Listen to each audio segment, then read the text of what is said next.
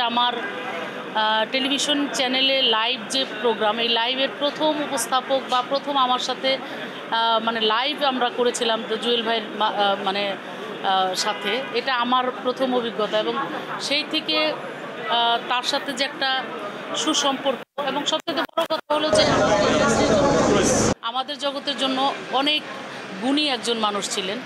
আর আজকের এই দিনে আমরা দুইজন গুণী মানুষকে হারাইলাম আমাদের দেশের জন্য, জাতির জন্য, আমাদের সংস্কৃতির জন্য। খুবই একটা মানে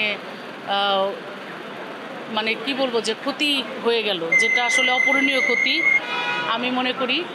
যে আর আল্লাহ ওনাদেরকে বেহেশতে নসিব করুক। এটা ছাড়া আসলে আজকের এই দিনে কিছু বলার নাই। খুবই ভালো মানুষ ছিলেন, আল্লাহ ওনাকে জান্নাতবাসী করুন। আজকে জুয়েল ভাই চলে গেলেন একটু আগে, ওনার আত্মার শান্তি কামনা করছি। সবাই ওনার জন্য দোয়া করবেন। অপূরণীয় ক্ষতি, বিশেষ করে পরিবার জানে যে কেউ কাউকে হারানোর ব্যথা।